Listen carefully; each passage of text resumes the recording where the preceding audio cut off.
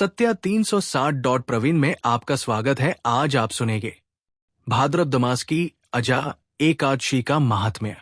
युधिष्ठिर ने पूछा, जनार्दन, अब मैं ये सुनना चाहता हूं कि भाद्रपद मास के कृष्ण पक्ष में कौन सी एकादशी होती है? कृपया बताइए। भगवान श्री कृष्ण बोले, राजन, एक चित्त होकर सुनो। भाद्रपद मास के कृष्ण पक्ष की एकादशी का नाम अजा है। वो सब पापों का नाश करने वाली बताई गई है। जो भगवान ऋषिकेश का पूजन करके इसका व्रत करता है, उसके सारे पाप नष्ट हो जाते हैं।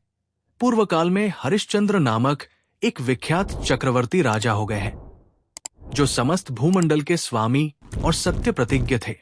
एक समय किसी कर्म का फलभोग प्राप्त होने पर उन्हें राज्य से भ्रष्ट होना पड़ा।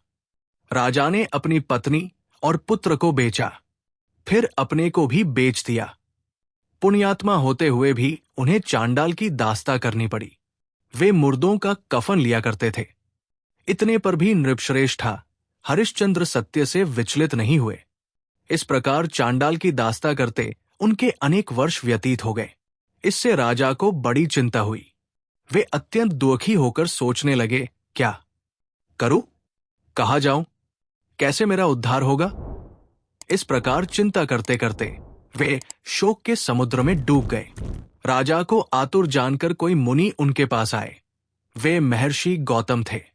श्रेष्ठ ब्राह्मण को आया देख नृपश्रेष्ठ ने उनके चरणों में प्रणाम किया और दोनों हाथ जोड़ गौतम के सामने खड़े होकर अपना सारा दुःमय समाचार कह सुनाया।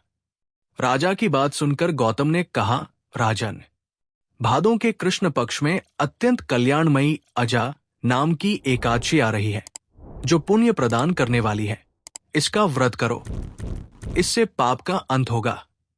तुम्हारे भाग्य से आज के 7वें दिन एकादशी है। उस दिन उपवास करके रात में जागरण करना। ऐसा कहकर महर्षि गौतम अंतर्धान हो गए। मुनि की बात सुनकर राजा हरिश्चंद्र ने उस उत्तम व्रत का अनुष्ठान किया। उस व्रत के प्रभाव से राजा सारे दुखों से पार हो गए। उन्हें पत्नी का सन्निधान और पुत्र का जीवन मिल गया। आकाश में दुंदुभिया बन उठीं। देवलोक से फूलों की वर्षा होने लगी। एकादशी के प्रभाव राजा ने अकंटक राज्य प्राप्त किया और अंत में वे पुरजन तत् परिजनों के साथ स्वर्गलोक को प्राप्त हो गए। राजा युधिष्ठिर, जब मनुष्य ऐसा व्रत करते हैं, वे सब पापों से मुक्त हो स्वर्गलोक में जाए। इसके पढ़ने और सुनने से अश्वमेध यज्ञ का फल मिलता है। जय श्री राधे।